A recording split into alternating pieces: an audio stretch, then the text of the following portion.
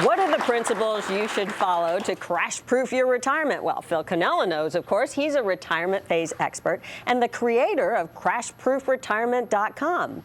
He's also written the book, Crash Proof Retirement, The Planning Isn't Over, and you can hear him on the Crash Proof Retirement radio show Saturdays at 11 a.m. on Talk Radio 1210 WPHT. Welcome, Phil.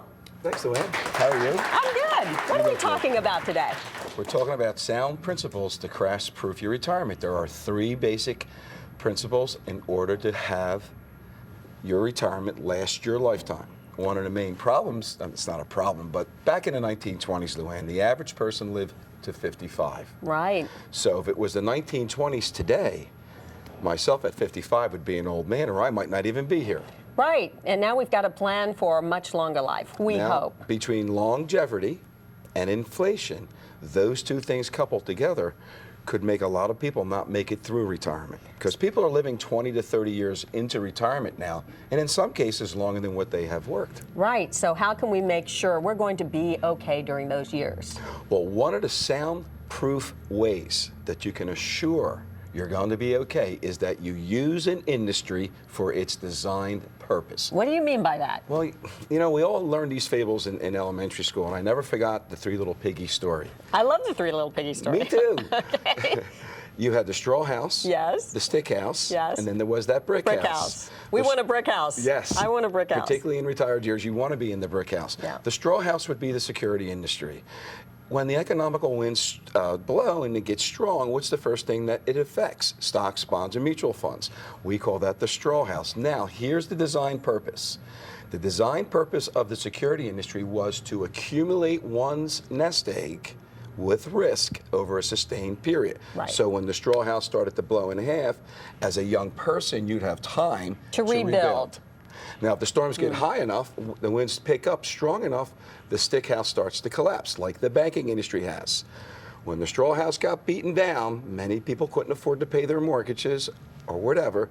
Now you have over 156 banks collapse in 2010.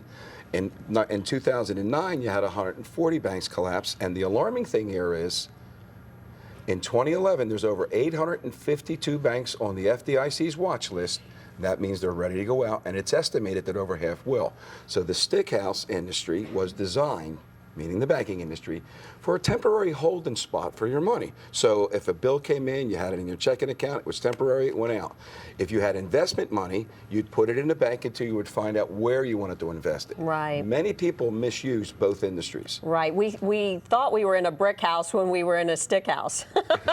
Maybe. All right. So the 2 little piggies in the straw house and the stick house ran over to the brick house and started pounding on the door. Big Brother opened it up. Yes. And that would be the safe house. The safe house would be the insurance industry. You don't see any insurance companies going into bankruptcy, and you won't. Within that insurance industry, there are 2,700 financial vehicles that will crash-proof one's retirement. But you have to use an industry for its design purpose, and if you do that, it then becomes consumer-driven. Okay, well, first principle of being crash-proof. Okay, being in the right industry. Okay, so insurance industry. All right. Now, I'm not talking about insurance products. What we're talking about are investment vehicles that will crash-proof your retirement, and they are within that safe industry called the insurance industry. Okay. Other than long-term care insurance or life insurance, they have investment vehicles too, and because these companies do not go into bankruptcy, that's why they're very safe. All right, you've got an educational seminar coming up. Tell me about that. Yes, we give these educational events. We call them crash-proof educational events. And we have one for our listeners coming up on January 25th, and that's going to be at Franco's right here on City Line. In fact, if I lean over far enough, I think I can see it. It's right down the street from Channel 10. We start at 11, but people must register, and they can call that number on their screen, 1-800-722.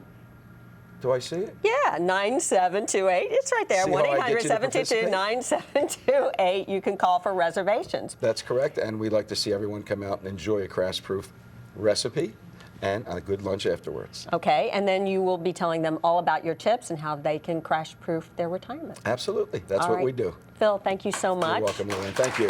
Phil, of course, will be back next week with more crash-proof retirement advice. Crash-proof retirement radio show with Phil Cannella is on Saturdays at 11 a.m. to 1 p.m. on Talk Radio 1210 WPHT. And as he brings books every week to our audience, you have done it again. Phil's book, Crash-Proof Retirement, The Planning Isn't Over, goes to everyone in our audience today. Thank you so much. You're welcome.